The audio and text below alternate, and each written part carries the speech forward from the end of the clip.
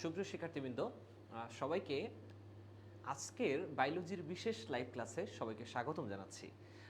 তোমরা জানো যে আজকে হচ্ছে ইউসিসি গ্রুপ আয়োজিত আমাদের যে 7 থেকে 12টি মডেল টেস্ট আছে, প্রত্যেকটি মডেল টেস্টের পূর্ণাঙ্গ ব্যাখ্যা এবং সমাধানের সহিত তোমরা কি করে সামনের দিনের পরীক্ষাগুলোতে ভালো করতে পারো তার জন্য পূর্ণাঙ্গ একটা প্রস্তুতি নিয়ে আমরা হাজির হচ্ছি আজকের একটি বিশেষ সন্ধ্যায়। সবাইকে আসসালামু আলাইকুম জানিয়ে সবাই কেমন আছো এইটুকু বলে আজকের ক্লাস শুরু করতে যাচ্ছি। সবাই আশা করি যুক্ত হচ্ছে অলরেডি আমাদের সাথে, এবং কে কোন জায়গা থেকে যুক্ত হচ্ছ, কেমন আছো, তোমাদের পরীক্ষাগুলো কেমন হচ্ছে এই কথা বলে তোমরা একটু জানাইতে থাকো। আর আমার কথা ক্লিয়ার আছে কিনা একটু জানাইতে থাকো তোমরা সবাই। আমরা শুরু করব ক্লাস, তার আগে বলি সবাই একটু যুক্ত হয়ে যাও। যারা যারা যুক্ত হচ্ছ আমার প্রিয় প্রাণপ্রিয় শিক্ষার্থীবৃন্দ, সবাই বলবো তোমরা যে যার জায়গা থেকে তোমার বন্ধুদেরকে একটু মেনশন করে জানাইতে থাকো। আমরা ক্লাসে চলে এসেছি। আজকে একটি অন্যতম গুরুত্বপূর্ণ ক্লাস তোমাদের জন্য হতে যাচ্ছে। এটা তোমাদের অলরেডি অনেকগুলো পরীক্ষা হয়ে গেছে আমি জানি, এই পরীক্ষাগুলো কেমন হচ্ছে এগুলো একটু জানাইতে থাকো। আচ্ছা, আমাদের সাউন্ড ক্লিয়ার কিনা, পূর্ণাঙ্গভাবে শুনতে পাচ্ছ কিনা ক্লাসটি একটু জানাও। সবাই অলরেডি জয়েন্ট হচ্ছে আমি জানি, তোমরা আমার কথাগুলো স্পষ্টভাবে বুঝতে পারছো কিনা, আমাদের সাউন্ডটি ক্লিয়ার আছে কিনা একটু কমেন্টের মাধ্যমে জানাইতে থাকো তো আমাদেরকে একটু দ্রুত জানিয়ে ফেলো এবং সবাইকে একটু মেনশন করতে থাকো। আচ্ছা, আমার কথাটি ক্লিয়ারলি বোঝা যাচ্ছে কিনা একটু কমেন্টের মাধ্যমে জানাও যে কথাটা বোঝা যাচ্ছে কিনা, এবং তোমাদের যতগুলো বন্ধু বান্ধব যারা আছে সবাইকে মেনশন করে জানাইতে থাকো। আমরা ক্লাসে চলে এসেছি, আমি একটু তোমাদের কাছ থেকে টাইম নিচ্ছি সবাইকে জানানোর জন্য।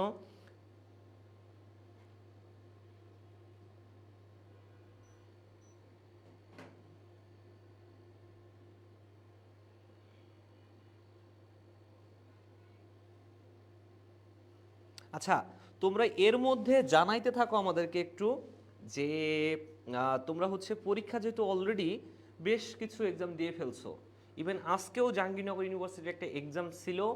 গত 2 দিন ধরে জাহাঙ্গীরনগর ইউনিভার্সিটির ডি ইউনিটের কোশ্চেন কিন্তু আমি দেখেছি সচরাচর একটু কঠিনই হয়েছে।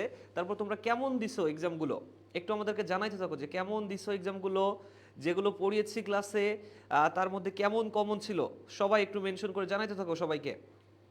আশা করি যতগুলো পরীক্ষা এখনো পর্যন্ত মেডিকেল থেকে এই পর্যন্ত সংগঠিত হয়েছে, আমি সচরাচর দেখলাম আমাদের পড়ানোর ভিতরেই কিন্তু প্রায় 80% কোশ্চেন যদি তুমি পড়ে থাকো, আমি বলবো যে অবশ্যই তুমি অ্যান্সার করার মতো একটা ক্যাপাবিলিটি তোমার তৈরি হওয়ার কথা।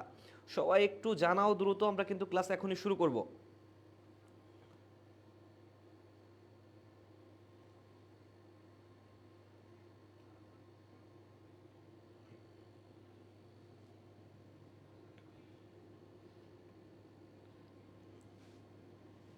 আচ্ছা আচ্ছা, শেষ পর্যন্ত আচ্ছা, কে কোন জায়গা থেকে আমাদের সাথে যুক্ত হয়েছো এখনো পর্যন্ত, কে কোন জায়গা থেকে যুক্ত হয়েছো আমি একটু এবার কমেন্টে ফিরে আসি। শ্রাবন্তী জানিয়েছো আসসালামু আলাইকুম। ওয়ালাইকুম আসসালাম। অনেক ইম্পর্টেন্ট একটা কথা স্যার, আজকে যে ইউনিটে বায়োলজি থেকে কোনো কোশ্চেন হয় না, যেহেতু এই ইউনিট কিন্তু ফিজিক্স আর ম্যাথ, সো বায়োলজি থেকে কোশ্চেন থাকবেন, এটাই স্বাভাবিক। আচ্ছা, সাউন্ড ক্লিয়ার ছিল, অনেক বেশি ক্লিয়ার। আচ্ছা, ফার্মগ্রেড থেকে আলহামদুলিল্লাহ ভালো আছি, ওকে ধন্যবাদ। আচ্ছা, বরিশাল থেকে ক্লাস করতেছে মোহাম্মদ নয়ন। আচ্ছা চলো, সবাইকে মেনশন করতে বলছি, মেনশন করে দ্রুত সবাইকে জানাইতে থাকো, আমরা ক্লাসে চলে যাচ্ছি। কারণ টোটাল জানো 7 থেকে 12টা টেস্ট, হ্যাঁ 7 থেকে 12টা মডেল টেস্ট কিন্তু এখানে, ঠিক আছে। টোটাল প্রায় 90টা এমসিকিউ সলভ করব আমরা, এবং অলমোস্ট প্রায় 20টার মতো আমরা রিটেন সলভ করব। সো সবাই একটু খাতা কলম নিয়ে রেডি হয়ে যাও, হিউজ কোশ্চেন থাকবে। এই হিউজ কোশ্চেন অ্যান্সার করতে গেলে তোমরা জানো যে অবশ্যই আমাদের এখানে কিন্তু টাইম লাগবে অনেক বেশি। আচ্ছা, ধনিয়া থেকে ক্লাস করতেছো, ধনিয়া ব্রাঞ্চের সবাইকে স্বাগতম জানাচ্ছি।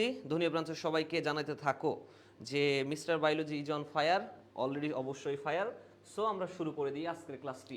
দেখো, 7 নম্বর মডেল টেস্টের প্রথম কোশ্চেন ছিল যে কোনটি পানি পরিশোষণের নিষ্ক্রিয় মতবাদ নয়। ঠিক আছে, পানি শোষণের নিষ্ক্রিয় মতবাদ নয় কোনটি, এটা তোমরা জানো। আমি বেশি কিছু ব্যাখ্যা দিব না, যেগুলো জানো না সেগুলো কিন্তু টোটালি ব্যাখ্যা করব। পানি নিষ্ক্রিয় পানি শোষণের ক্ষেত্রে এটা তোমরা জানো, উদ্ভিদ সারিত থেকে তোমাদেরকে কোশ্চেনটা দেওয়া হয়েছে। এক্ষেত্রে তোমাদেরকে অবশ্যই মনে রাখতে হবে ল্যাসিথিন ক্যারিয়ার যেটা অর্থাৎ ডি নম্বর যেটা, এটা হবে আমাদের কাঙ্ক্ষিত অ্যান্সার। কারণ তোমরা জানো যে ল্যাসিথিন ক্যারিয়ারে কোনো রকম নিষ্ক্রিয় মতবাদ নয় এটা, ঠিক আছে? ল্যাসিথিন মতবাদ বলে একটা মতবাদ ছিল। ওকে, আচ্ছা 2 নম্বর কোশ্চেনে চলে যাই। কোনটি টিস্যু কালচারের কালচার মিডিয়াতে ব্যবহার হয়? টিস্যু কালচারের কালচার মিডিয়াতে কোনটি ব্যবহৃত হয় তোমরা একটু জানাইতে থাকো। 2 নম্বর কোশ্চেনটা একটু অ্যান্সার করার ট্রাই করো সবাই, যারা যারা ক্লাসে আছো 2 নম্বরটা একটু অ্যান্সার করার ট্রাই করো তোমরা। নাম্বার 2 একটু অ্যান্সার করার ট্রাই করো, দ্রুত দ্রুত একটু অ্যান্সার করার জন্য তোমাদেরকে বলতেছি। আমরা বেশি টাইম নিব না, কোনো কোশ্চেনে আমরা বেশি টাইম নিব না। সো তোমরা যত দ্রুত পারো এইটা সলভ করার ট্রাই করো, যত দ্রুত পারো। ওকে, যত দ্রুত পারো একটু সলভ করার ট্রাই করো। আবারও বলতেছি, কোশ্চেন আছে কোনটি টিস্যু কালচারের কালচার মিডিয়াতে ব্যবহৃত হয়? অর্থাৎ আমরা যে টিস্যু কালচার করতেছিলাম, ইনভিট্রো কালচার করতেছিলাম, এটার জন্য কালচার মিডিয়াতে ব্যবহার করি কোনটা মিডিয়াম হিসেবে? তোমাদেরকে এগার মিডিয়াম পড়েছি, তোমরা জানো এই এগার মিডিয়ামের উপর ডিপেন্ড করে অ্যান্সারটা করতে থাকো। আচ্ছা, বলেছি তাড়াতাড়ি অ্যান্সার করবা, আমি চলে গেলাম অ্যান্সারে। অবশ্যই 2 এর ডি নম্বর অ্যান্সার হবে, অর্থাৎ অল। কারণ তোমরা জানো কালচার মিডিয়াতে হরমোনও ব্যবহার করি, এগারও ইউজ করি, ভিটামিনও ইউজ করি আমরা। সো তিনটাই যেহেতু আমরা ইউজ করে থাকি, হরমোন, এগার এবং ভিটামিন। একটু যদি নোট ডাউন করতে হয় তোমরা লিখে রেখো, এগার হচ্ছে আমরা কার্বোহাইড্রেট এগার ইউজ করি, এগার হিসেবে ইউজ করি কোনটা বলো তো? কার্বোহাইড্রেট। হরমোন তো জানোই ইউজ করি, জিবেরেলিন বলে একটা হরমোন আছে, জিবেরেলিন, যেটা বৃদ্ধিকারক হরমোন, তোমাদেরকে পড়িয়েছি। বৃদ্ধিকারক হরমোন হিসেবে আমরা ইউজ করব জিবেরেলিন। আর তোমার হচ্ছে ভিটামিন তো ডাইরেক্টলি আছেই, ঠিক আছে? সো অ্যান্সার হবে অবশ্যই অল। আচ্ছা, চলে আসো, এরপরে চলে যাই আমরা দ্বিতীয় স্লাইডে। একবীজপত্রী উদ্ভিদের কাণ্ডের বৈশিষ্ট্য কোনটি? 3 নম্বরটা একটু যারা ক্লাসে আসো ব্যস্ত করে একটু অ্যান্সার করার ট্রাই করো। 3 নম্বর, নাম্বার 3, একবীজপত্রী কাণ্ডের বৈশিষ্ট্য কোনটি? জাস্ট মনে রাখবা এই পয়েন্টটা, একবীজপত্রী এবং কাণ্ড, এই দুইটা পয়েন্ট খুবই ইম্পর্টেন্ট। একবীজপত্রী দ্বিবীজপত্রী থেকে কিন্তু প্রতি বছর কোশ্চেন আসতেছে, এবছরও আসার সম্ভাবনা সব থেকে বেশি। আবারও যদি বলি, তোমাদের টিস্যু কালচার থেকে একটা কোশ্চেন থাকবেই, টিস্যু এবং tissue culture. So be careful and be attentive. এই জায়গায় কিন্তু তোমাদের বলে রাখি, টিস্যু কালচার কিন্তু কোশ্চেনটা, এই অধ্যায়টা কিন্তু খুবই গুরুত্বপূর্ণ। এবং টিস্যু কালচারের ভাস্কুলার বান্ডেল, এই পয়েন্টটা নোট ডাউন করো, ভাস্কুলার বান্ডেল, এখান থেকে কোশ্চেন আসার সম্ভাবনা সব থেকে বেশি। এবছর যদি কোশ্চেন আসে তো মনে রাখো এই জায়গাটা সব থেকে গুরুত্বপূর্ণ, সব থেকে গুরুত্বপূর্ণ কিন্তু টিস্যু এবং টিস্যু কালচার। আচ্ছা, 3 নম্বরটা একটু অ্যান্সার করার ট্রাই করতে বলছি, সবাইকে অ্যান্সার করার ট্রাই করার জন্য বলতেছি, অবশ্যই যাতে অ্যান্সার করে। আচ্ছা, এবার আসো, একবীজপত্রী উদ্ভিদের কাণ্ডের বৈশিষ্ট্য পড়তে গেলে দেখো প্রথমে আছে পরিবহন কলা 6 এর অধিক। তোমরা জানো পরিবহন কলা 6 এর অধিক হয় শুধুমাত্র মূলের ক্ষেত্রে, অর্থাৎ যখন মূলীয় অর্থাৎ অরীয় মূল পাই আমরা যখন,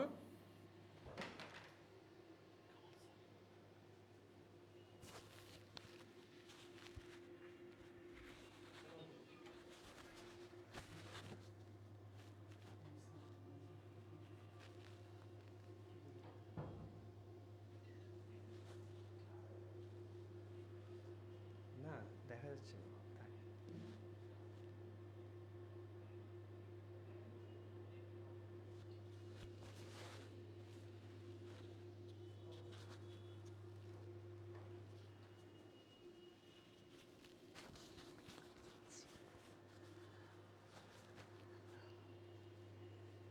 আচ্ছা, দেখো যে আমরা বলতেছি একবীজপত্রী উদ্ভিদের কাণ্ডের বৈশিষ্ট্য, ঠিক আছে? একবীজপত্রী উদ্ভিদের কাণ্ডের বৈশিষ্ট্য তোমরা জানো যে পরিবহন কলা যখন 6 এর অধিক হয় তখন এটা হবে অবশ্যই কি বলতো? মূলের ক্ষেত্রে।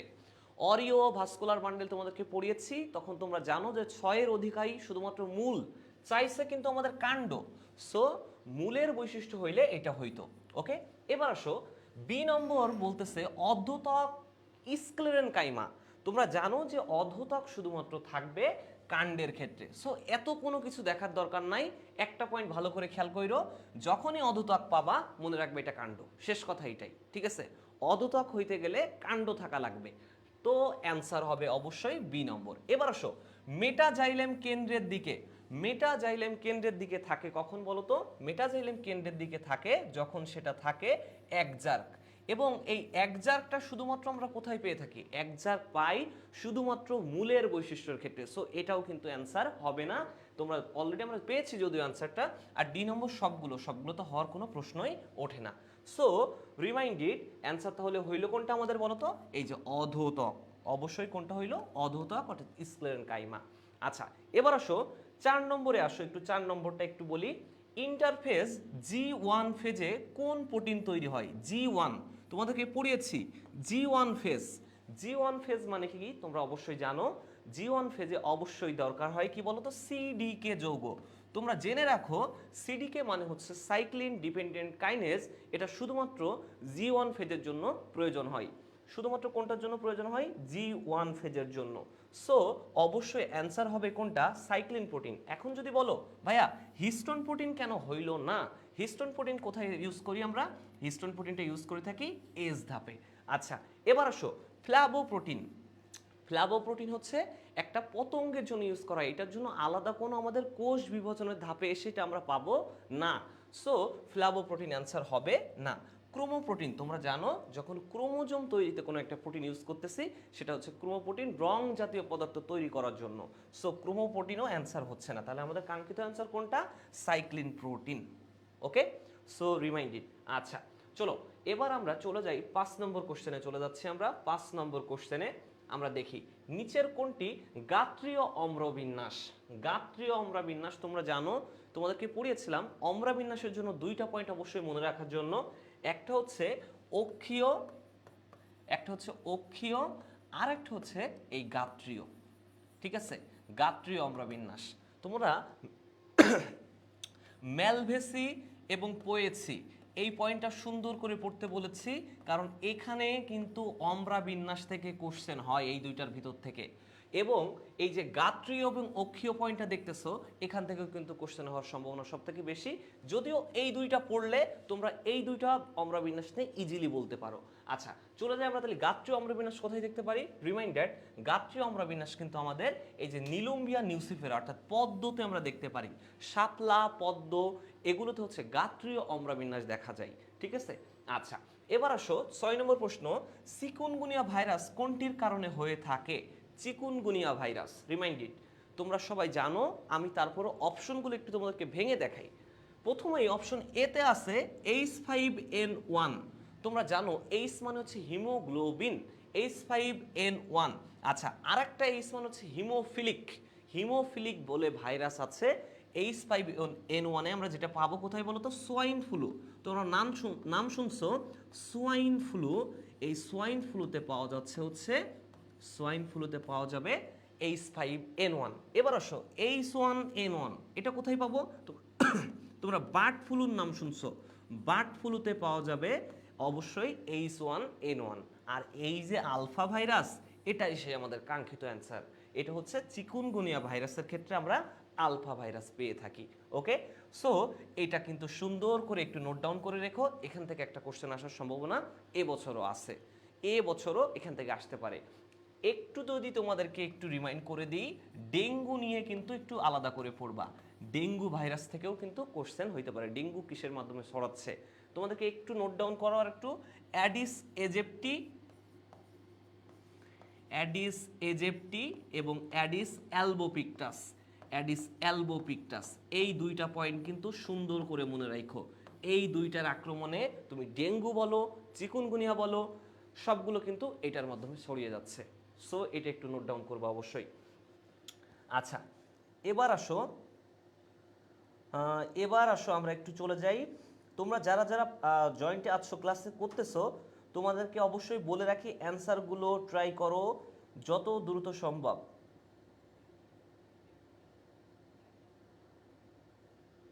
আচ্ছা চলে যাই আমরা 7 নম্বর কোশ্চেনে। চলো, এক নিউরন থেকে অন্য নিউরনে অনুভূতি পরিবহনের জন্য রাসায়নিক প্রেরক হিসেবে কোনটা ইউজ করে থাকি?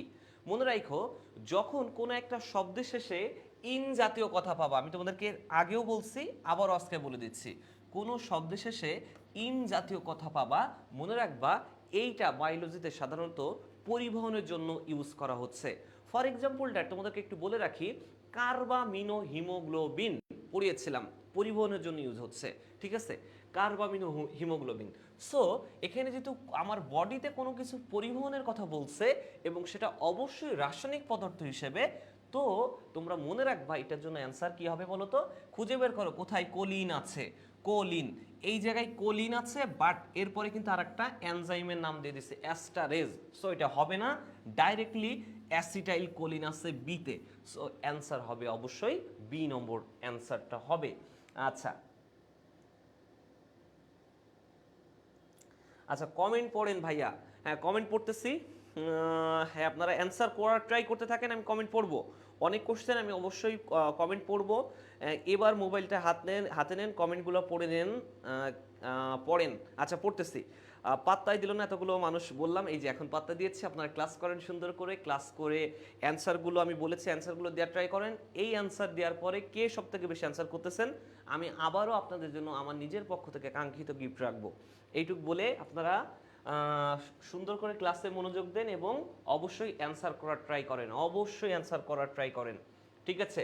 চলেন চলে যাই 8 নম্বর কোশ্চেন। 8 নম্বরে বলতেছে স্থূলতার স্থূলতার সহিত স্থূলতার সহিত সম্পর্কযুক্ত রোগ কোনটি? স্থূলতা মানে কি জানেন তো, মোটা হওয়া, ঠিক আছে, মোটা হয়ে যাওয়া।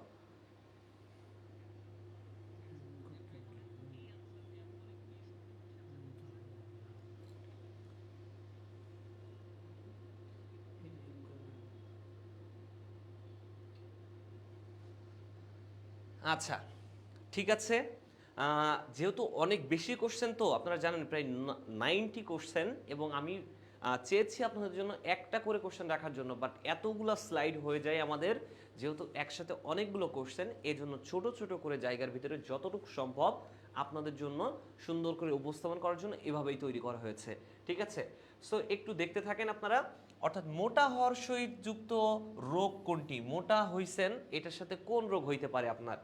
এটা দেখেন ক নম্বর আছে করোনারি হার্ট ডিজিজ, আসলে অ্যান্সার হবে এটাই, করোনারি হার্ট ডিজিজ। অর্থাৎ আমাদের হৃৎপিণ্ডের ক্ষেত্রে যে নালিকাগুলো আছে, এই নালিকাগুলোর সাথে আমাদের অবশ্যই মোটা হয়ে যাওয়ার সম্পর্ক আছে।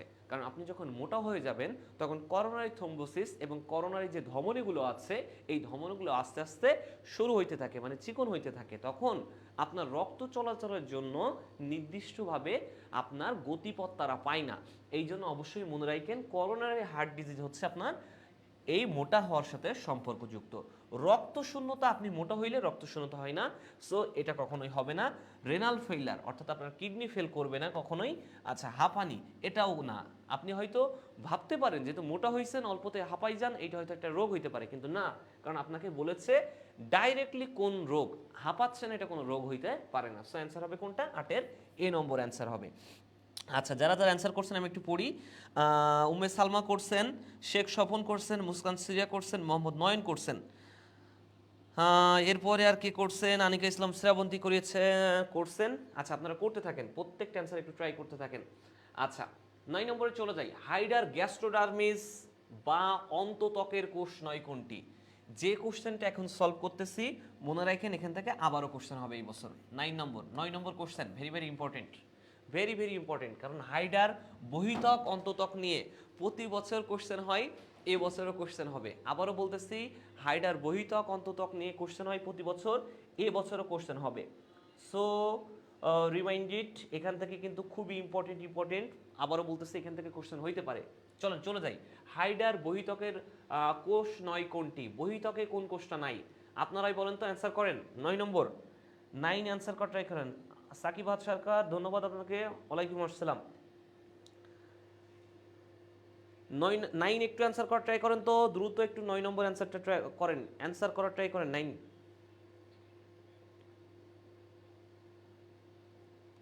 আচ্ছা 9 নম্বরটা একটু অ্যান্সার করার ট্রাই করেন। এইবার অ্যান্সার দেওয়া স্টার্ট করব, রেকর্ড করে রাখলাম, গিফট না দিলে আল্লাহর কাছে বিচার করবেন। আচ্ছা করতে থাকেন, অ্যান্সার দেওয়ার ট্রাই করেন। আচ্ছা দেরি না করি, ইন্টারস্টিশিয়াল কোষ এটা অবশ্যই বহিত্বকের কোষ, আপনারা জানেন। স্নায়ু কোষ এটাও বহিত্বকের কোষ, গ্রন্থি কোষ এটাও বহিত্বকের কোষ। একমাত্র জনন কোষ আর নিউরোসাইট, ঠিক আছে, জনন কোষ এবং নিউরোসাইট আপনারা জানেন যে এইগুলো হচ্ছে জনন কোষ এবং নিউরোসাইট, এটা হচ্ছে ব্যতিক্রম। সো আপনারা জানেনই। আচ্ছা 10 নম্বরে চলে যান। পাকস্থলীতে হাইড্রোক্লোরিক অ্যাসিড তৈরি করে কে? পাকস্থলীতে হাইড্রোক্লোরিক অ্যাসিড তৈরি করে আপনারা জানেন অক্সিনোটিক কোষ। আপনারা পড়ছেন এইভাবে যে অক্সিনোটিক কোষ থেকে কি হয় বলেন তো? হাইড্রোক্লোরিক অ্যাসিড খরিত হয়। কিন্তু মজার বিষয় হচ্ছে এখানে ডাইরেক্টলি হাইড্রোক্লোরিক অ্যাসিড দেওয়াই নেই। হাইড্রোক্লোরিক অ্যাসিড কি নাই বলেন তো? দেওয়াই নেই এখানে। তো এখন আসেন, এখন আপনাদেরকে নোট করাইছি ঠিক এইভাবে, প্যারাইটাল কোষ থেকেই কিন্তু কি হয় বলেন তো? প্যারাইটাল কোষের আরেকটা নাম হচ্ছে অক্সিনোটিক কোষ। এখান থেকে কি খরিত হয়? হাইড্রোক্লোরিক অ্যাসিড খরিত হয়। আচ্ছা গবলেট কোষ আপনারা জানেন, গবলেট কোষ হচ্ছে ক্ষুদ্রান্ত্রে থাকে। কোথায় থাকে বলেন তো? ক্ষুদ্রান্ত্রে থাকে। সো এটা কখনোই হবে না। পরিপাক কোষ বলে কোনো কিছু ডাইরেক্টলি, সবগুলোই পরিপাক কোষ, কোনোটিই নয়, এটা আনসার হবে না। সো ডাইরেক্টলি আনসার হবে কোনটা বলেন তো? অবশ্যই 10-এর এ। 10-এর এ যারা করছেন তারা রাইট। মুসকান সিরা বলছেন 10-এর বি। না বাবা, 10-এর বি কি করে হয় এখানে? 10-এর বি হবে না, 10-এর এ হবে। আচ্ছা চলেন এরপরে চলে যাই 11 নম্বর। মাটির উর্বরতা বিনষ্টের জন্য দায়ী কোন ব্যাকটেরিয়া? মাটির উর্বরতা নষ্ট করার জন্য মনে রাখবেন অবশ্যই ব্যাসিলাস বলে একটা ব্যাকটেরিয়া আপনাদেরকে পড়িয়েছি, যে ব্যাসিলাস নামের ব্যাকটেরিয়াগুলো কি করবে? মাটির উর্বরতা নষ্ট করবে। মজার বিষয় হচ্ছে মাটির উর্বরতা নষ্ট করার জন্য ব্যাসিলাস পড়াইলেও এখানে দুইটা চলে এসেছে ব্যাসিলাস। এখন কোনটা হবে? রিমাইন্ড, ডিসেন্ট্রি বলে কোনো ডাইরেক্টলি আপনার ব্যাসিলাসের সাথে সম্পর্কযুক্ত নাই। ডিসেন্ট্রি হচ্ছে মনে রাখেন আপনাদের আমাশয় রোগের সাথে সম্পর্কযুক্ত, ঠিক আছে? আমাশয় হয়ে থাকে এই ডিসেন্ট্রি ব্যাকটেরিয়ার কারণে। সো এখানে হবে অবশ্যই ডিনাইট্রিফিকেন্স। দেখেন এত কিছু ভাবা লাগে না, কিছু জিনিস সিম্পলি আইকিউ দিয়ে অ্যান্সার করতে হয়। বলছে মাটির উর্বরতা নষ্ট করতে হবে, ঠিক আছে? এখন মাটির উর্বরতা নষ্ট করতে হলে অন্যতম কাজ হচ্ছে আপনার নাইট্রোজেনকে ধ্বংস করতে হবে। তো সেক্ষেত্রে নাইট্রিফিকেন্স নাম শুনেই অ্যান্সার করা উচিত আপনাদের। সো একটু আশা করি আপনাদের এটা ইজিলি বোঝার কথা, বুঝতে পেরেছেন। অ্যান্সার হবে 11-এর এ। 11-এর এ যারা অ্যান্সার করতে পারছেন তারাই একমাত্র রাইট অ্যান্সার করছেন, যারা 11-এর এ করছেন, ঠিক আছে? 11-এর এ যারা করছেন তাদের সবাইকে ধন্যবাদ। আমি দেখছি যে অনেকেই করছেন 11 এ, সবাইকে থ্যাঙ্কস। এবার চলে আসেন 12 নম্বর। অ্যান্টারো ভাইরাস কোনটি? অ্যান্টারো ভাইরাস কোনটি? দ্রুত ট্রাই করেন, অ্যান্টারো ভাইরাস কোনটি? ঠিক আছে, অ্যান্টারো ভাইরাস কোনটি? দ্রুত একটু অ্যান্সার করার ট্রাই করেন। আমরা চলে যাচ্ছি 12 নম্বর। 12 নম্বরে অ্যান্টারো ভাইরাস আপনারা জানেন। আপনাদের এখানে যে কয়টা মিনিং আছে এগুলো অনেকে জানেন না, আমি একটু ক্লিয়ারিফাই করি আপনাদের। এইচ ফর কি বলেন তো? এইচ ফর বোঝাচ্ছে এখানে হেপাটাইটিস। এইচ ফর কি বোঝাচ্ছে?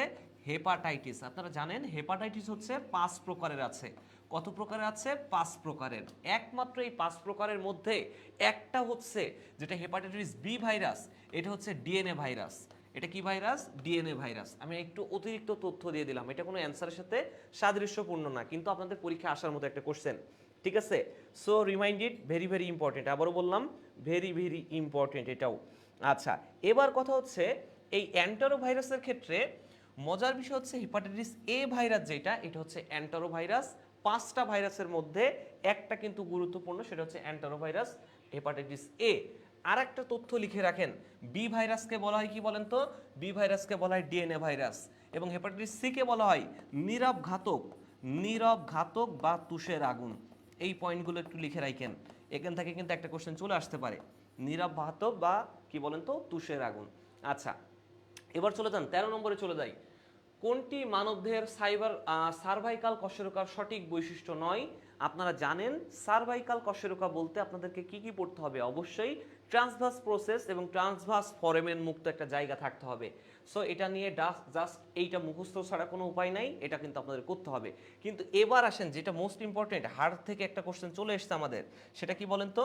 কোনটি মানবদেহের টার্সাল অস্থি নয়? টার্সাল মানে কি জানেন? কার্পাল এবং টার্সাল, এই দুইটার মধ্যে আপনাদের তালগোল পাকাই যায়। কার্পাল এবং কি বলেন তো? টার্সাল। কার্পাল এবং টার্সাল, কার্পাল হচ্ছে হাতের এবং টার্সাল হচ্ছে পায়ের, কি বলেন তো? পায়ের হাড়। সো বলছে নিচের কোনটি, বাংলায় বলতে গেলে কোনটি মানবদেহের পায়ের অস্থি নয়? পায়ের অস্থি নয় কোনটি? 12 নম্বর, পায়ের অস্থি নয় কোনটি? ক্যালকেনিয়াস, কিউবয়েড, কুনিফর্ম আর ট্রফিজিয়াম, কোনটা বলেন? চারটার মধ্যে কোনটা? জামিন সুলতানা জানিয়েছেন 12-এর এ।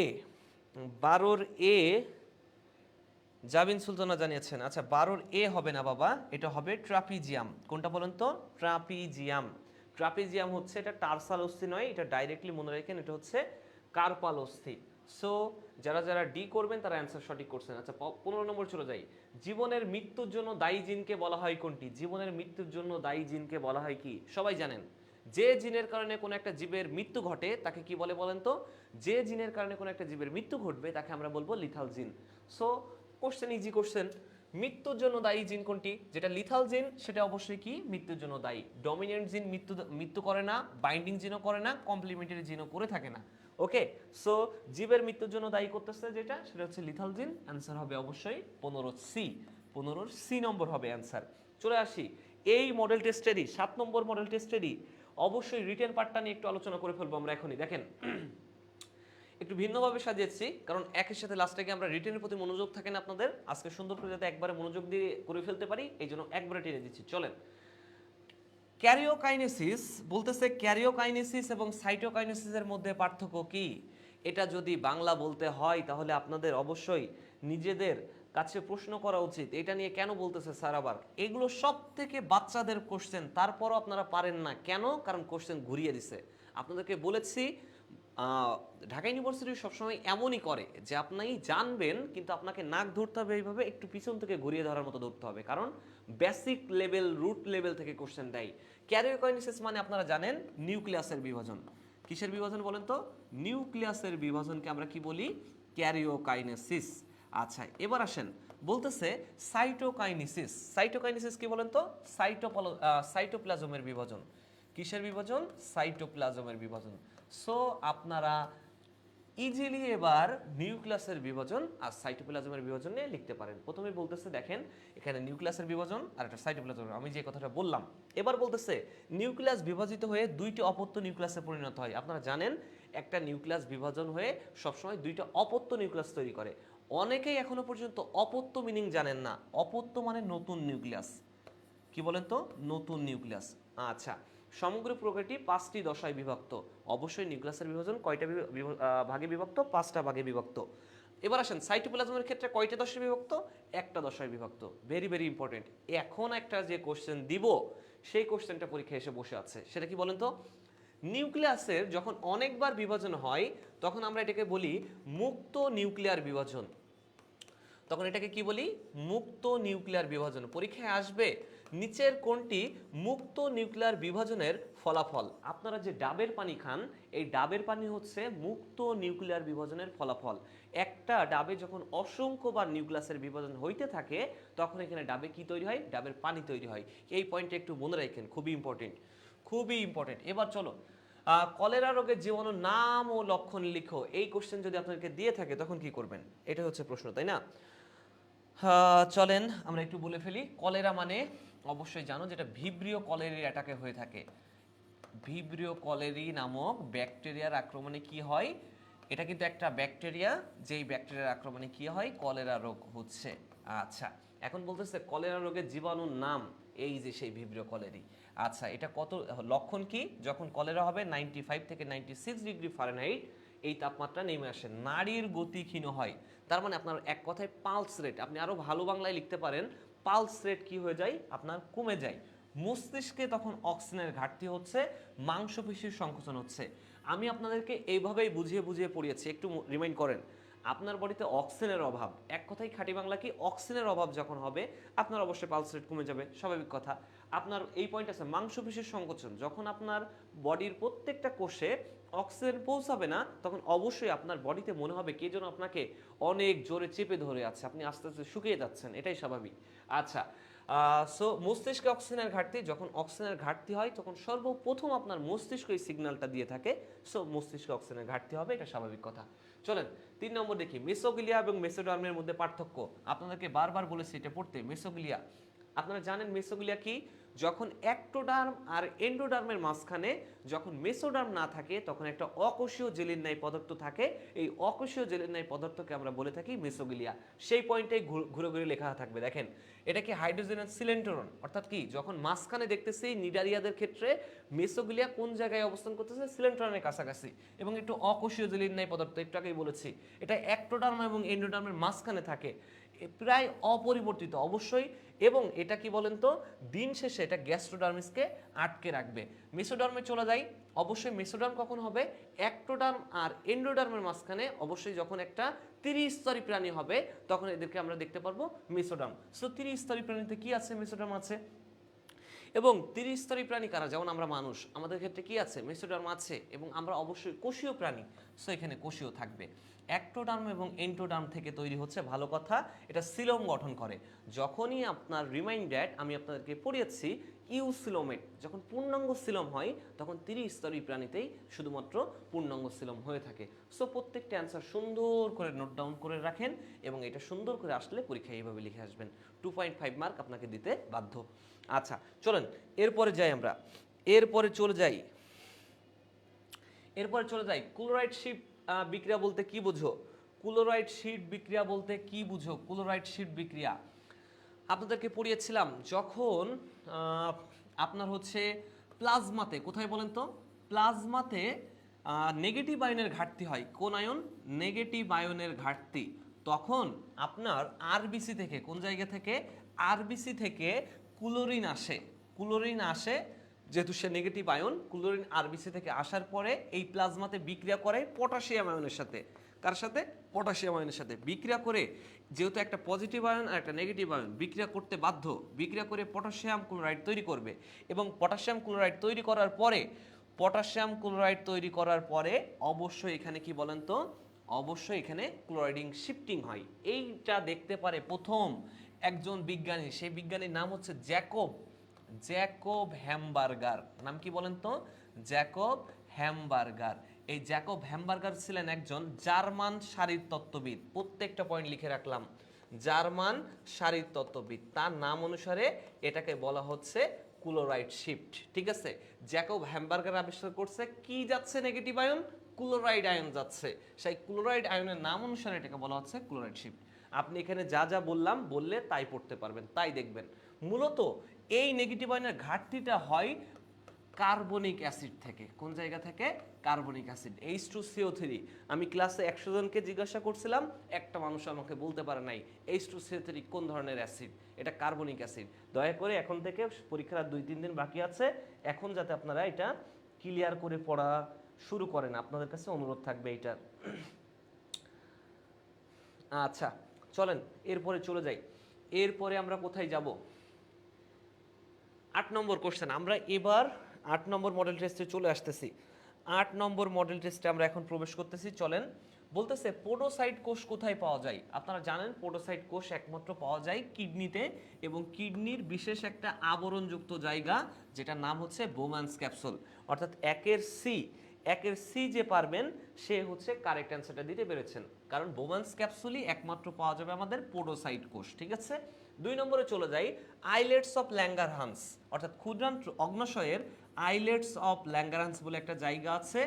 বলতেছে আইলেটস অফ ল্যাঙ্গারহান্স থেকে উৎপন্ন হয় কোনটি, আইলেটস অফ ল্যাঙ্গারহান্স থেকে উৎপন্ন হয় কোনটি।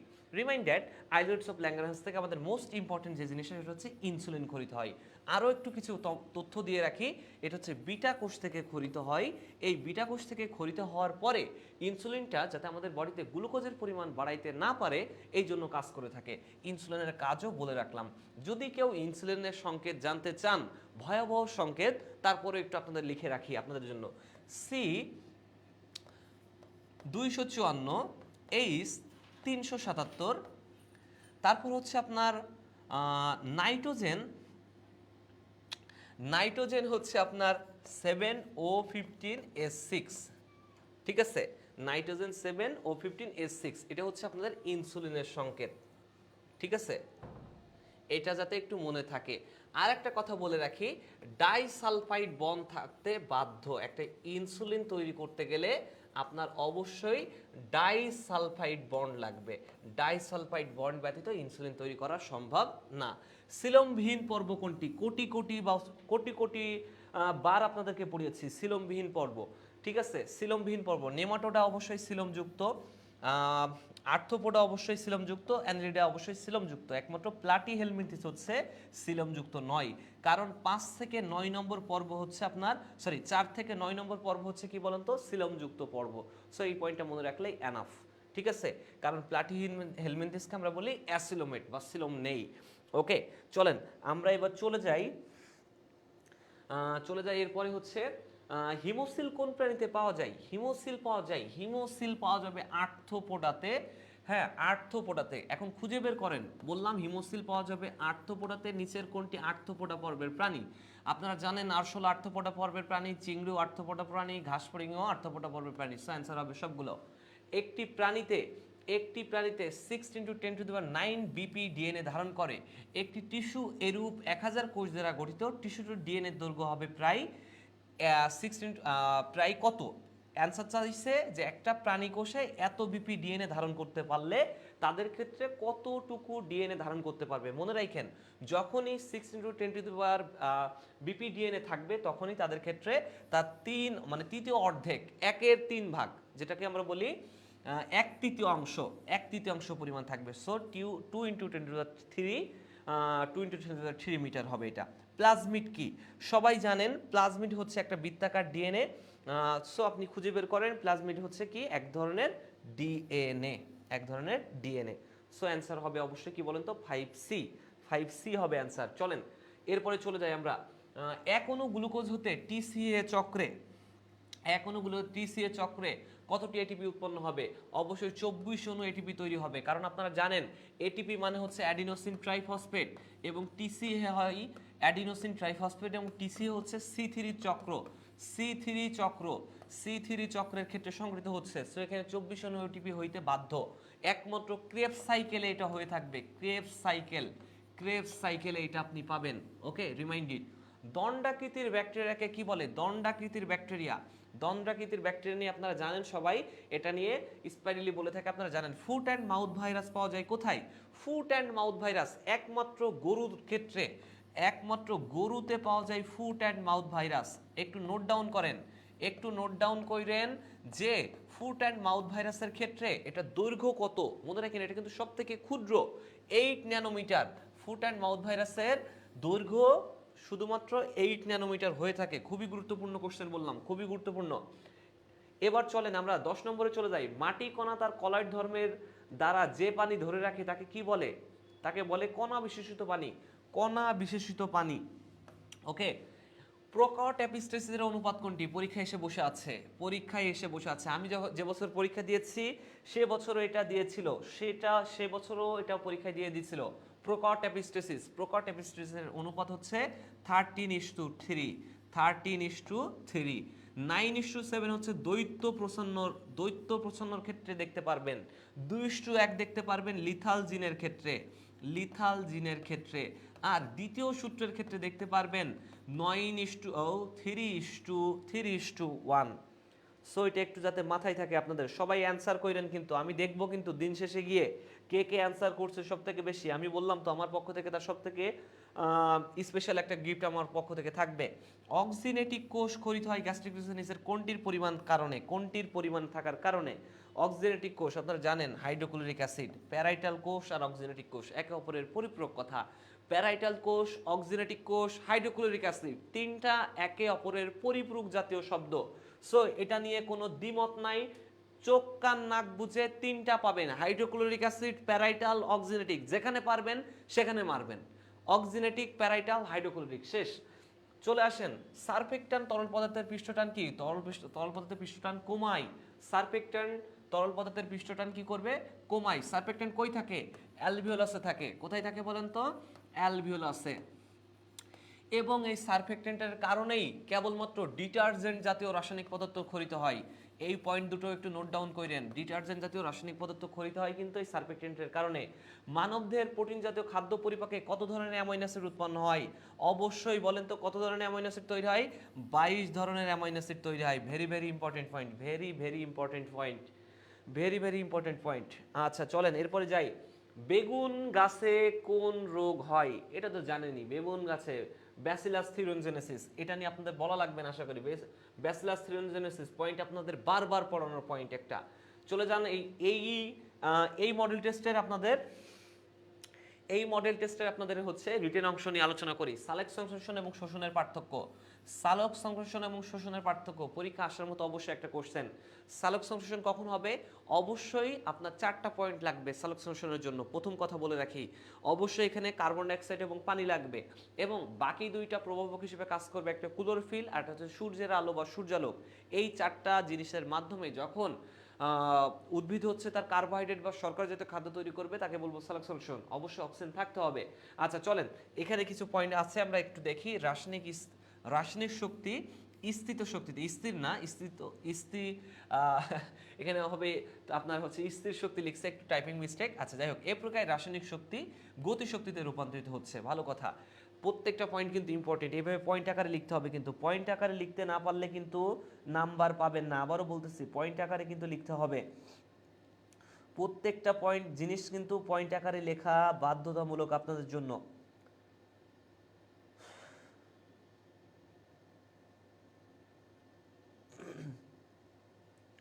আচ্ছা চলেন আমরা আবার চলে যাই। এই পয়েন্টগুলো কিন্তু প্রত্যেকটা ইম্পর্টেন্ট। মোস্ট ইম্পর্টেন্ট হচ্ছে 5 নম্বর, প্রধানত পানি এবং কার্বন ডাইঅক্সাইডের উপাদান, জটিল খাদ্যদ্রব্য বিশেষ করে শর্করা এবং অক্সিজেন প্রধান উপাদান। প্রত্যেকটা পয়েন্ট ইম্পর্টেন্ট। আচ্ছা এবার আসেন আমরা চলে যাই। ব্লাড ক্যান্সার কি? ব্লাড ক্যান্সার কি আপনারা জানেন, আমি আবারও বলে দিই। প্রত্যেকটা অ্যান্সার কিন্তু এইভাবেই লিখতে হবে। যখন শ্বেত রক্তকণিকার সংখ্যা অনেক বেশি পরিমাণে বেড়ে যায় তখন ব্লাড ক্যান্সার হয়। আপনারা জানেন শ্বেত রক্তকণিকা সাধারণত থাকে আমাদের বডিতে 4 থেকে 11,000। কত বলেন তো? 4 থেকে 11,000। সেখানে সংখ্যা হয়ে গেছে কত? প্রায় 50,000 থেকে 1 লাখ। তার মানে প্রায় 10 গুণ বেড়ে গেছে। তখন আপনার বডিতে ব্লাড ক্যান্সার হচ্ছে। আপনারা বারবার বলেছি ব্লাড ক্যান্সার নিয়ে পড়তে। মানুষের লালা গ্রন্থিগুলোর নাম লিখো। লালা গ্রন্থির নাম জানেন? প্যারাটিড, সাবম্যান্ডিবুলার, সাবলিঙ্গুয়াল। কানের নিচে প্যারোটিড, আপনার হচ্ছে চোয়ালের নিচে হচ্ছে সাবম্যান্ডিবুলার, জিহ্বার নিচে সাবলিঙ্গুয়াল। প্রত্যেকটা পয়েন্ট ইম্পর্টেন্ট। সো এখানে দেওয়া আছে সুন্দর করে। নিম্নোক্ত ভাস্কুলার বান্ডেলের উদাহরণ লিখো। ভাস্কুলার বান্ডেলের উদাহরণ, ভাস্কুলার বান্ডেল সমদ্বিপার্শ্বীয়। আপনারা জানেন সমদ্বিপার্শ্বীয়র ক্ষেত্রে লাউ এবং কুমড়া ব্যতিক্রম। এইটা সমদ্বিপার্শ্বীয়। হ্যাড্রোসেন্ট্রিক, লেপ্টোসেন্ট্রিক বারবার পড়েছি। টেরিস লাইকোপেডিয়াম আর লেপ্টোসেন্ট্রিকের ক্ষেত্রে ড্রাসেনা। সাথে আর একটা পয়েন্ট লিখে রাখেন, ইয়োক্কা। এই পয়েন্টটাও একটু পরীক্ষায় লিখেন, নাম্বার বেশি পাবেন, সমস্যা নেই। এটাও সুন্দর করে একটু লিখে ফেলবেন। আচ্ছা এবার চলে যান 5 নম্বরে চলে যাই। এবার 9 নম্বর মডেল টেস্টে আমরা চলে এসেছি। যে পিউরিন 9 নম্বরের প্রথম কোশ্চেন দেখেন। পিউরিন নিউক্লিওটাইডে সুগারের 1 নম্বর কার্বনের সাথে নাইট্রোজেন বেজের কত নম্বর নাইট্রোজেন যুক্ত হয়? 1 নম্বরের সাথে সবসময় যুক্ত হবে 9 নম্বর। 1 নম্বরের সাথে কখন? 9 নম্বর। পিউরিন কথা বলছে, এখানে ডিএনএ বলে নাই। ডিএনএ বললে আপনারা আরো পারফেক্ট ভাবে বুঝতে পারতেন, আমি জানি, কিন্তু আপনাকে বুঝে নিতে হবে পিউরিন কখন থাকে, ডিএনএ তে থাকে। পাইরিমিডিনের ক্ষেত্রে কি থাকবে? পাইরিমিডিনের ক্ষেত্রে থাকবে আরএনএ, কারণ পাইরিমিডিনে ইউরাসিল আছে। কোনটি পত্ররন্ধ্র খোলা এবং বন্ধ হওয়ার ক্ষেত্রে ভূমিকা রাখে? কোনটি? এটা একটা মুখস্থ প্রশ্ন, মানে কোন বিজ্ঞানী করছে আর কি। সাইরে, বিজ্ঞানী সাইরে বলে যে বিজ্ঞানী আছেন উনি করছিলেন কি, ডাইরেক্টলি অ্যান্সার করতে পেরেছিলেন, যে ডাইরেক্টলি ব্যাখ্যা দিতে পেরেছেন এবং আমাদের সামনে প্রমাণ করেও দেখিয়েছেন এইটা। আচ্ছা চলেন এবার 3 নম্বরে চলে যাই। লেপ্টোসেন্ট্রিক পরিবহন কলা কোথায় থাকে? লেপ্টোসেন্ট্রিক, হ্যাড্রোসেন্ট্রিক, লেপ্টোসেন্ট্রিক। একটু আগে রিটেনের জন্য পড়ছেন, একটু আগের জন্যই পড়ছেন। আমি আবারও বলে দিই, লেপ্টোসেন্ট্রিক পাবেন যখন আগে। লেপ্টোসেন্ট্রিক কি আপনারা অনেকেই জানেন না, আমি একটু বলে দিই। যেখানে ফ্লোয়েম কেন্দ্রিক, ফ্লোয়েম কেন্দ্রে থাকবে। ফ্লোয়েম কোথায় থাকবে বলেন তো? কেন্দ্রে থাকবে। ফ্লোয়েম থাকবে কেন্দ্রে, জাইলেম থাকবে বাইরে, তখন এটাকে আমরা বলবো লেপ্টোসেন্ট্রিক। তখন এটাকে কি বলবো আমরা? লেপ্টোসেন্ট্রিক বলবো। এবং লেপ্টোসেন্ট্রিকের উদাহরণ দুইটা একটু আগেই পড়েছি, আবারও লিখে দিই। ড্রাসেনা এবং কি বলেন তো? ইয়োক্কা। ড্রাসেনা এবং কি? ইয়োক্কা। কোনটি স্প্রোফাইটের প্রথম কোষ? স্প্রোফাইটের প্রথম কোষ কোনটা বলেন তো? সবাই লিখতেছে, সবাই বলতেছে 4 নম্বরের এ। 4 নম্বরের এ বলতেছেন কি করে বাবা? 4 নম্বরের এ বলতেছেন কি করে? 4 নম্বরের অ্যান্সার হবে উস্পোর, নট স্পোর। এটা অ্যান্সার হবে কি? 4 এর বি নম্বর অ্যান্সার হবে। ওকে আচ্ছা চলেন এবার চলে যাই 5 নম্বরে চলে আসেন। 5 নম্বরে আসেন। ব্যাকটেরিয়াল প্রাচীরে কোন উপাদান থাকে? ব্যাকটেরিয়াল প্রাচীরে কোন উপাদান থাকে? ব্যাকটেরিয়াল প্রাচীরে অবশ্যই মিউকোপেপটাইডও থাকে, মুরামিক অ্যাসিডও থাকে, পেপটাইডো গ্লাইকোনও থাকে। সো অবশ্যই অ্যান্সার হবে সবগুলো। সবগুলো। এ বাদেও আরো একটা উপাদান থাকে, সেটার নাম হচ্ছে টিকোইক অ্যাসিড। এই পয়েন্টটাও লিখে রাখেন। এ বাদে আরো একটা পয়েন্ট থাকবে, তার নাম কি টিকোইক অ্যাসিড, আমি আপনাদেরকে পড়িয়েছি। আচ্ছা, ঠিক আছে, এই পয়েন্টটা সুন্দর করে দেখেন। কথা বলার সময় স্বর উৎপন্ন হয় কোনটির কম্পনের ফলে? স্বর উৎপন্ন হবে কোনটির ফলে কথা বলার সময়? আপনারা জানেন কথা বলার সময় স্বর উৎপন্ন হয় অবশ্যই কিসের জন্য বলেন তো? স্বররজ্জু বা ভোকাল কর্ড। স্বররজ্জু বা ভোকাল কর্ড 6 জোড়া থাকে, আপনাদেরকে পড়িয়েছি। এবং এই ভোকাল কর্ডের পাশে অ্যাপিগ্লোটিস এবং ইউভুলা দুইটা পয়েন্ট থাকে, বারবার পড়িয়েছি। অ্যাপিগ্লোটিস এবং কি বলেন তো? ইউভুলা দুইটা পয়েন্টই থাকে, যেগুলো প্রত্যেকটা জিনিস কিন্তু গুরুত্বপূর্ণ, প্রত্যেকটা পয়েন্ট ইম্পর্টেন্ট। অনিকা ইসলাম শ্রবন্তী দেখছো, কার কি কুইজ কাজে দিয়েছে জানি না। শিয়াব আপনার পিকনিক হওয়ার জন্য রেডি হয়ে যান, কি কুইজের কথা বলতেছেন আমি জানি না। আচ্ছা, এবার আসেন, শুক্রাণুর লেজ গঠন করে কোনটি? শুক্রাণুর লেজ গঠন করে কোন অঙ্গাণু? শুক্রাণুর লেজ গঠন করে আপনারা জানেন সেন্ট্রিওল। সেন্ট্রিওলের মাধ্যমে শুক্রাণুর লেজ তৈরি হয়।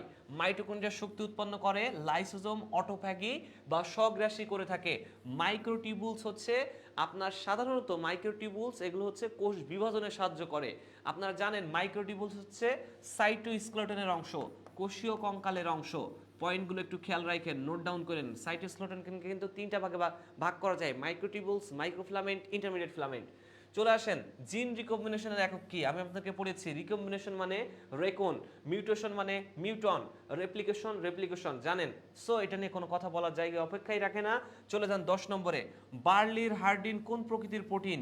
কোন প্রকৃতির প্রোটিন? অবশ্যই প্রোলামিন। প্রোটামিন হচ্ছে সবথেকে ক্ষুদ্র, প্রোটামিন হচ্ছে সবচেয়ে ক্ষুদ্র।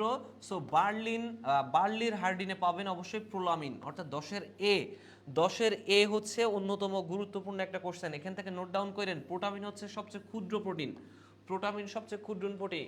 হিস্টোন প্রোটিন পাওয়া যায় ক্রোমোজোমে। গ্লুটেনিন পাওয়া যায় ধানের অরাইজেন এবং চালে, এটা পাওয়া যায়। নাইট্রেট বিস্ফোরক হিসেবে ব্যবহৃত কোনটি? নাইট্রেট বিস্ফোরক জানেন, নাইট্রিক অ্যাসিড থেকে নাইট্রেট, এটা পাওয়া যায় একমাত্র সেলুলোজের ক্ষেত্রে। কোথায় পাওয়া যায়? সেলুলোজে পাওয়া যায়। ইম্পর্টেন্ট, 11 নম্বর কোশ্চেনটাও ইম্পর্টেন্ট, ঠিক আছে। আচ্ছা, এইটা কখন? এটা যখন কাগজ নিয়ে আমরা কাজ করি, সেলুলোজ দিয়ে কিন্তু কাগজও বানানো যায়। এই কাগজ দিয়ে যখন বানাইতে যাই তখন নাইট্রেট বিস্ফোরক হিসেবে কাজ করার জন্য অন্য কিছু তৈরি হয়ে যায় এখানে। 12 নম্বর, শোষিত খাদ্যবস্তুর প্রোটোপ্লাজমের রূপান্তরকে কি বলে? শোষিত খাদ্যবস্তুর প্রোটোপ্লাজমের রূপান্তরকে কি বলে বলেন তো? অ্যাসিমিলেশন। আপনারা সবাই জানেন, এটা খুবই ইম্পর্টেন্ট। আচ্ছা, 13 নম্বরে দেখেন, মানুষের কঙ্কাল পেশির গুরুত্বপূর্ণ প্রোটিন কোনটি? কঙ্কাল পেশির জন্য গুরুত্বপূর্ণ প্রোটিন, কঙ্কালের জন্য কোনটা লাগবে? এটা আপনাদের উপর ছেড়ে দিলাম, দেখেন তো কে পারেন। 13 নম্বর যে পারবেন তার জন্য আলাদা করে গিফট থাকবে 13 নম্বর। 14 নম্বরে আসেন, বাংলাদেশে হাইডার কোন ধরনের প্রজাতি পাওয়া যায় সবথেকে বেশি? হাইডা পাওয়া যাবে সবথেকে বেশি হাইডা ভুলগারিস। কোনটা বলেন তো? হাইডা ভুলগারিস, অর্থাৎ সি নম্বর অ্যান্সার হবে, সি। আচ্ছা, কোন বিজ্ঞানী ব্যাকটেরিয়ার নামকরণ করেন? ব্যাকটেরিয়ার নামকরণ করেন হচ্ছে এরেনবার্গ বলে যে বিজ্ঞানী আছেন উনি করেন। আচ্ছা, চলে যান রিটেনে। এখানে রিটেনে চলে আসেন, নব্য ডারউইনবাদকে সংক্ষেপে কি লিখো? নব্য ডারউইনবাদকে আমরা কি বলি বলেন তো? নব্য ডারউইন সংক্ষেপে লিখতে বলছে, তাহলে অবশ্যই ডারউইনবাদের প্রথম পয়েন্ট প্রাকৃতিক নির্বাচন, অর্থাৎ হচ্ছে আপনার ন্যাচারাল সিলেকশন পয়েন্ট থাকতে হবে, ন্যাচারাল সিলেকশন পয়েন্ট থাকতে হবে, ঠিক আছে। আচ্ছা, আর একটা পয়েন্ট সবসময় থাকতে হবে, মনে রাখেন, সার্ভাইভাল অফ দ্য ফিটেস্ট। এই দুইটা পয়েন্ট লিখতে পারলে আপনি নাম্বার পাবেন নব্য ডারউইনবাদে, নাহলে কখনোই আপনি নাম্বার পাবেন না। এই দুইটা পয়েন্ট যাতে খুব সুন্দর করে আপনাদের মাথায় থাকে। চলেন এবার আসেন 2 নম্বর কোশ্চেনে আসেন। 2 নম্বরে বলতেছে, যদি একজন হিমোফিলিক নারী আর সুস্থ পুরুষের বিবাহ সম্পন্ন হয়, এক্ষেত্রে কি কি করতে হবে? আপনারা জানেন, সুস্থ পুরুষ এবং সুস্থ হিমোফিলিক নারী এর মধ্যে বিবাহ সম্পন্ন হইলে তার জিনোটাইপ এবং ফিনোটাইপ নিয়ে কাজ করতে হবে। জিনোটাইপ এবং ফিনোটাইপের একটা স্বাভাবিক আর একটা কি হিমোফিলিক। যখন স্বাভাবিক তখন দেখেন একটা XH আছে আর একটা Y আছে, বাট যখন সে হিমোফিলিক দুই জায়গাতেই দেখেন XH দিয়ে আছে, অর্থাৎ আপনার মানে যেটা বাহক হিসেবে কাজ করতেছে দুইটার মাথায় দিতে হবে। সেখান থেকে স্ত্রী গ্যামেট থেকে XH উৎপন্ন হয়েছে, হিমোফিলিকেও কি উৎপন্ন হয়েছে? XH উৎপন্ন হয়েছে। সুন্দর করে বক্স আকারে দেখাবেন, যদি বক্স আকারে না দেখান তাহলে কিন্তু নাম্বার পাবেন না। দিন শেষে সে পাইছে কি? একটা স্বাভাবিক কিন্তু বাহক হয়েছে কি কন্যা, স্বাভাবিক কিন্তু বাহক কন্যা। এরপরে দেখেন হিমোফিলিক পুত্র হিসেবে কি পাচ্ছি আমরা, হিমোফিলিক পুত্র হিসেবে কি পাচ্ছি, প্রত্যেকটা পয়েন্ট কিন্তু ইম্পর্টেন্ট। দেখা যাচ্ছে মেয়ে সন্তানের 100%ই স্বাভাবিক কিন্তু বাহক, ছেলে সন্তানদের 100%ই হিমোফিলিক, একমাত্র ছেলে মেয়ে সন্তানদের উভয়ই সম্পূর্ণ সুস্থ হওয়ার সম্ভাবনা 0%।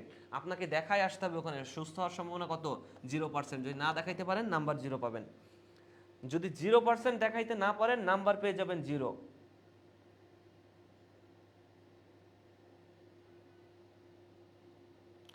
আচ্ছা,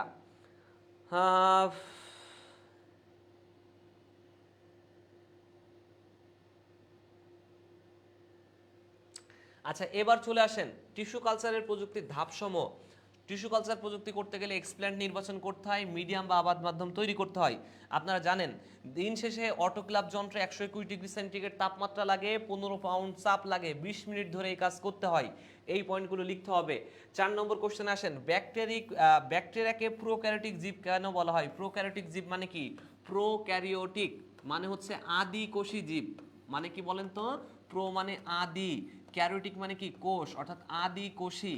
অর্থাৎ আদি কোষী বৈশিষ্ট্য কেন? যখন আদি কোষী বৈশিষ্ট্য হবে ডিএনএ নিয়ে লিখতে হবে। ডিএনএ নিয়ে লিখতে গেলে মনে রাখবেন আদি কোষদের যাদের ডিএনএ, এদের ডিএনএটা সবসময় মনে রাখেন আদি কোষের ডিএনএ থাকে হচ্ছে আপনার সাইটোপ্লাজমে এবং সেটা থাকে মুক্ত অবস্থায়। এই কারণে তাদেরকে কি বলা হয়? আদিকোষী জীব।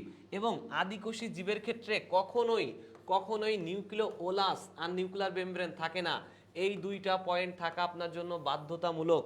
এই দুইটা পয়েন্ট আপনাকে রাখতেই হবে, না হলে আপনি নাম্বার 0 পাবেন, টোটালি 0 পাবেন নাম্বার, একটু খেয়াল রাখেন। আচ্ছা চলে যান এরপরে 10 নম্বরে চলে যাই আমরা। 10 নম্বরে চলে যাব। সেরাস ফ্লুইড পাওয়া যায় কোথায়? সেরাস ফ্লুইড আপনারা জানেন সেরাস ফ্লুইড পাওয়া যায় কোথায়?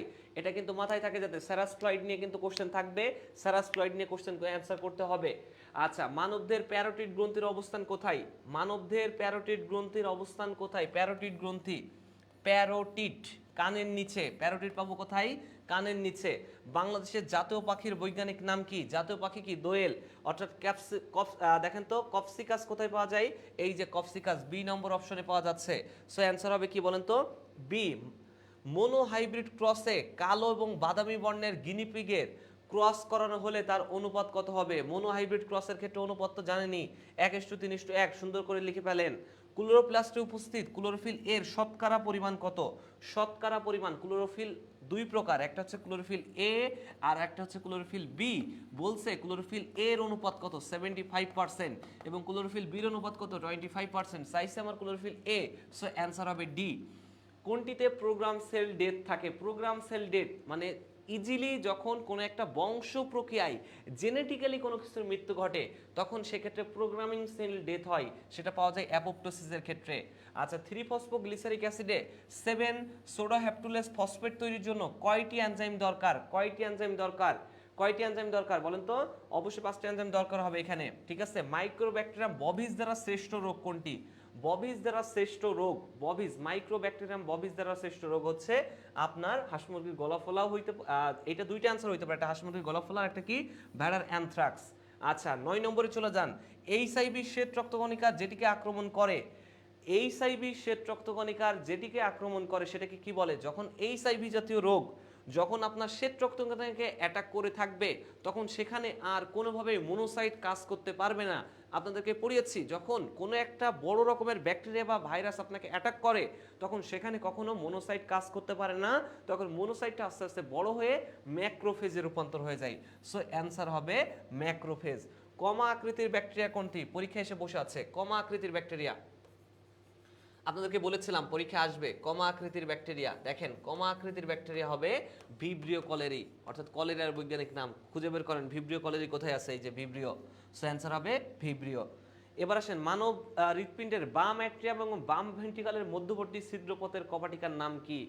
বাম অ্যাট্রিয়াম, এই যে ডান অ্যাট্রিয়াম আর হচ্ছে আপনার ডান ভেন্ট্রিকল, এটার মধ্যে আছে ট্রাইকাসপিড, আর এখানে আছে বাম অ্যাট্রিয়াম বাম হচ্ছে ভেন্ট্রিকল, এই দুটার মাঝখানে আছে বাইকাসপিড কপাটিকা। খুঁজে বের করেন বাইকাসপিড কপাটিকা কোথায় আছে? বি নম্বর, অর্থাৎ বি নম্বর হবে অ্যান্সার, অর্থাৎ বাইকাসপিড কপাটিকা, বাইকাসপিড কপাটিকা। প্লাজমিড আবিষ্কার করেন কে? প্লাজমিড নিয়ে বলেছি আপনাদের, এটা হচ্ছে ল্যাডেনবার্গ হবে আর কি, এটা আবিষ্কার করছেন। ক্রোমোজোমাল ডিএনএ এর বাদ দিয়েও যদি অন্য কোনো ডিএনএ পাওয়া যায় সেটাকে আমরা বলি প্লাজমিড ডিএনএ। পরীক্ষা আসার মতো একটা কোশ্চেন। হ্যাঁ, কোনটিতে অক্ষীয় কঙ্কাল তন্ত্রের অস্থি নয়? কোনটি অক্ষীয় কঙ্কাল? অক্ষীয় কঙ্কাল মানে কি বলেন তো? যেটা আমাদের মেন অস্থিগুলো আছে মাথা থেকে আপনার একেবারে আপনার হচ্ছে কোন পর্যন্ত বলেন তো? সাধারণত এই যে বক্ষপিঞ্জর পর্যন্ত, যেটাকে আমরা বলে থাকি, ঠিক আছে? আসলে টারসাল, পিউবিস, ফিবুলা সবগুলোই কি বলেন তো? উপাঙ্গীয়ের অংশ। সো অ্যান্সার হবে, চাইছিল কি অক্ষীয় কঙ্কালের অংশ নয় কোনটি? অ্যান্সার হবে সবগুলো। অন্তঃস্থলী সেকেন্ডারি বিস্তারের প্রথম ধাপ কি? দরকার নেই। C4 উদ্ভিদের সালোক শোষণের জন্য কার্বন ডাইঅক্সাইডের ঘনত্ব কত? C4 এর জন্য, এটা তো বারবার আসার কোশ্চেন। পত্ররন্ধ্র প্রশোধন বলতে কি বুঝো? পত্ররন্ধ্র প্রশোধন বলতে কি বুঝো? দেখেন, পত্ররন্ধ্র প্রশোধন অর্থাৎ স্টোমাটার জন্য প্রশোধনের ক্ষেত্রে কোনটি কোনটি কাজ করতেছে একটু ভালো করে দেখেন। উদ্ভিদ অব্যাহতভাবে তার মূলরোম দিয়ে পানি শোষণ করে এবং সেই পানি পাতা পর্যন্ত পৌঁছায়। দিন শেষে সেটা কি বলে আমরা বলেন তো? উদ্ভিদের বায়বীয় অঙ্গ দিয়ে বাইরে বেরিয়ে যায়, এটাকে আমরা কি বলি? প্রশোধন। প্রশোধন যখন পত্ররন্ধ্রের মধ্যে সংঘটিত হয় তখন তাকে পত্ররন্ধ্রীয় প্রশোধন বলে। 94 থেকে 98 ভাগ, অর্থাৎ পাতার মাধ্যমে প্রশোধন হয় সব থেকে বেশি, সেটার মান কত? 94 থেকে 98। দ্বিবীজপত্রী উদ্ভিদের শনাক্তকারী বৈশিষ্ট্যগুলো লেখো।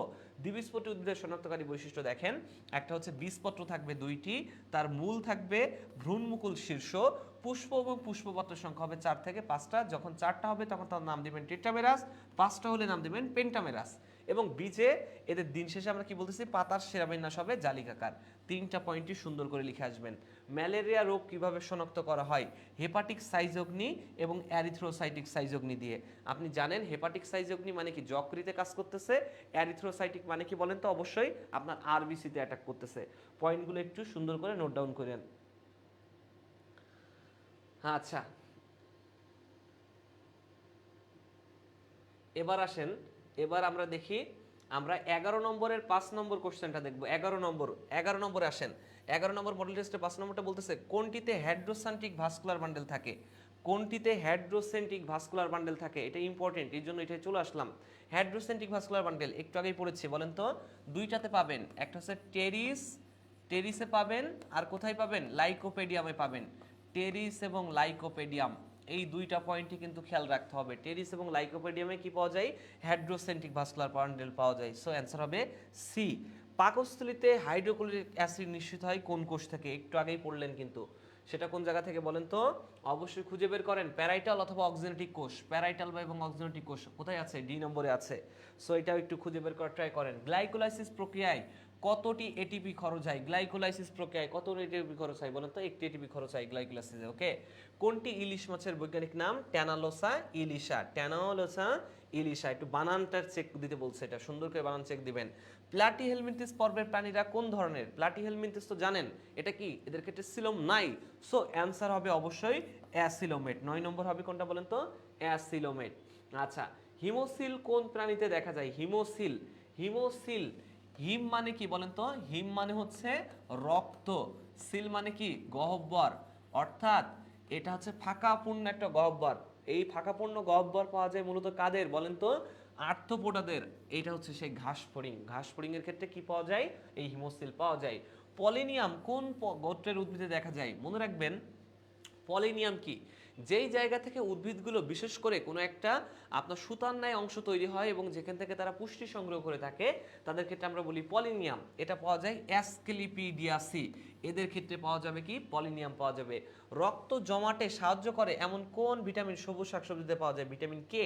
ভিটামিন কে হবে রক্ত জমাট বাঁধাতে সাহায্য করতেছে। চক্রীয় ফটোফসফোরেশনের ক্ষেত্রে এক চক্রে কত অণু এটিপি তৈরি হয়? আপনারা জানেন কত অণু এটিপি তৈরি হয়, এটা তো ইজি কোশ্চেন, এখন এটিপি তৈরি হচ্ছে। আচ্ছা, এবার চলেন, এখানে দেখা যায় রুই মাছের বর্গের নাম কি?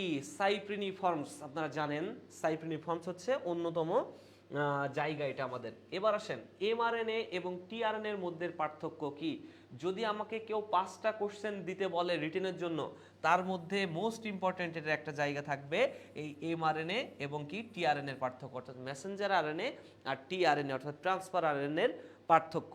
সিম্পল কথা বলতে গেলে মেসেঞ্জার আরএনএ আপনাদের কোনো কিছুর বার্তা প্রেরণ করে থাকে, আর টিআরএনএ কোনো কিছুর একটা সাধারণত কি করে বলেন তো, টিআরএনএ ট্রান্সফার করে থাকে কোনো একটা বার্তা, ঠিক আছে, কোনো একটা বার্তা কি করে, ট্রান্সফার করে দিচ্ছে।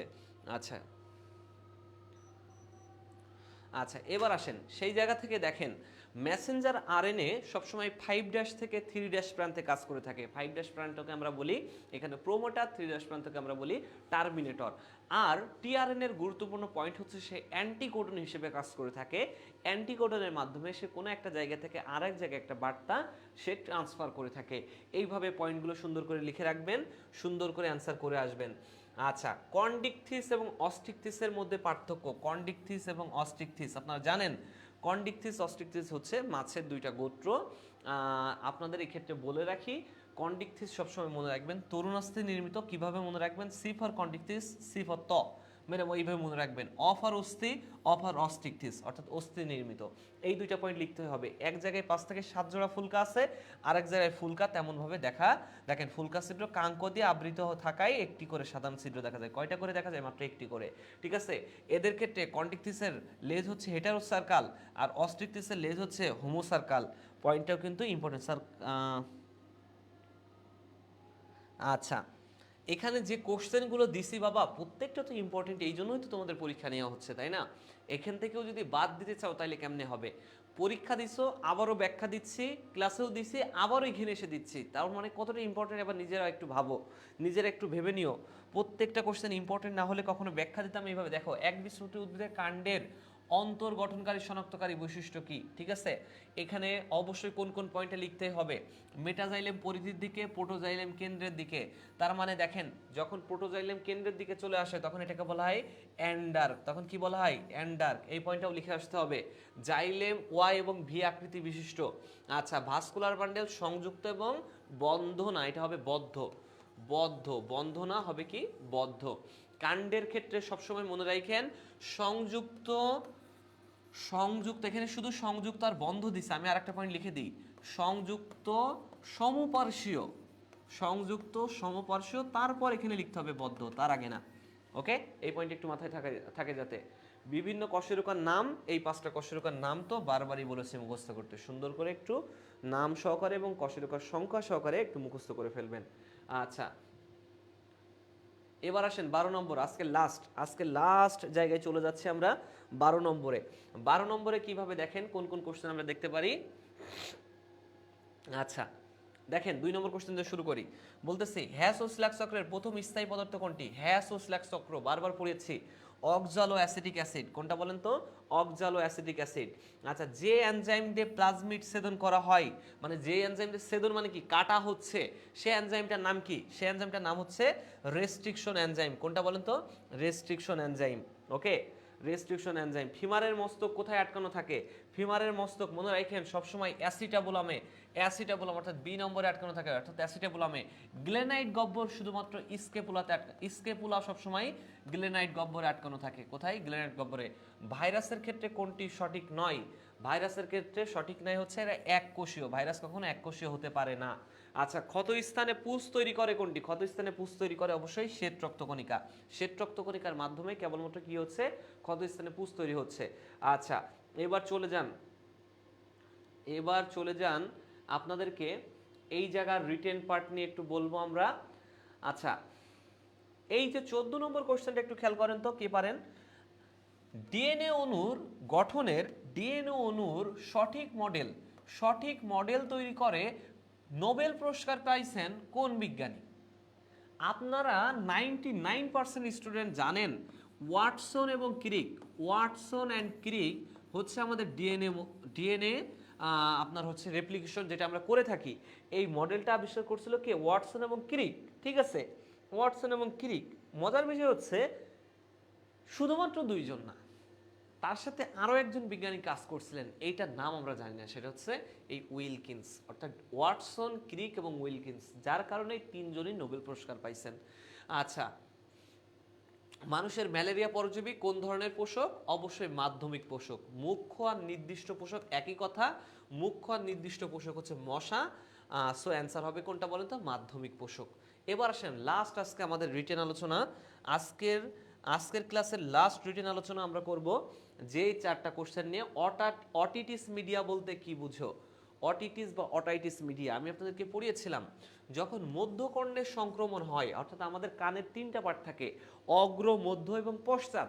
এই মধ্যকর্ণে যখন অ্যাটাক হয়, মধ্যকর্ণে যখন আপনার অ্যাটাক হচ্ছে, প্রশ্ন হচ্ছে কি দ্বারা অ্যাটাক হচ্ছে ভাইয়া, তাই না? ভাইরাস এবং ব্যাকটেরিয়া। মজার বিষয় হচ্ছে সাইনোসাইটিস নিয়ে পড়ছেন, সাইনোসাইটিসে ভাইরাস, ব্যাকটেরিয়া এবং ছত্রাক এই 3টাই অ্যাটাক করে, কিন্তু মধ্যকর্ণে অ্যাটাক করে শুধুমাত্র মধ্যকর্ণে যখন অটাইটিস মিডিয়ার ক্ষেত্রে হচ্ছে তখন শুধুমাত্র ভাইরাস আর ব্যাকটেরিয়া অ্যাটাক করবে। এখানে দেখেন মধ্যকর্ণের সংযোগস্থলের ইউ স্টেশন নালী, মধ্যকর্ণের সাথে সংযুক্ত হয় কি বলেন তো, ইউ স্টেশন নালী, এখানে লেখা আছে। এই ইউ স্টেশন নালী দিয়ে জীবাণু যখন অ্যাটাক করে বলছে, আপনারা এইভাবেই পরীক্ষা খাতায় লিখে আসবেন, ভাইরাস এবং ব্যাকটেরিয়া অ্যাটাক করতেছে, তখন এখানে অটাইটিস মিডিয়া জাতীয় রোগ হচ্ছে। ভ্যানাসাট বলতে কি বোঝাই?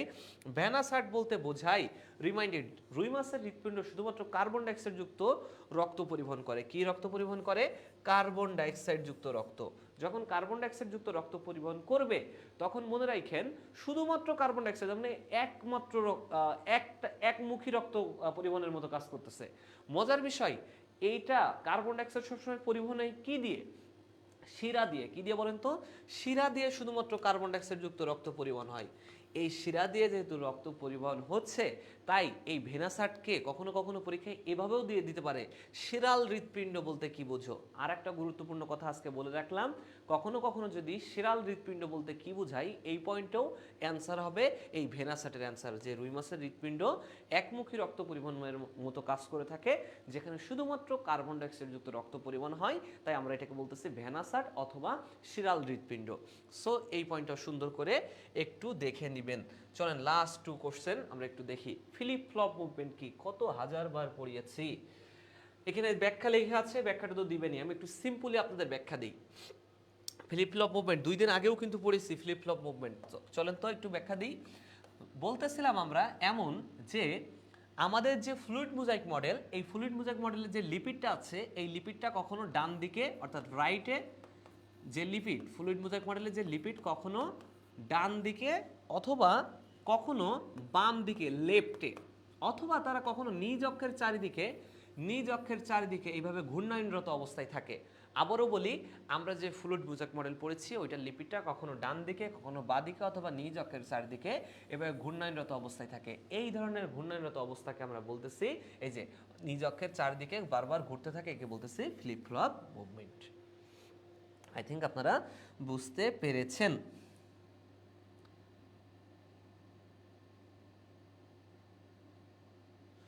আচ্ছা, এবার আসেন দ্বিবীজপত্রী উদ্ভিদের শনাক্তকারী বৈশিষ্ট্য।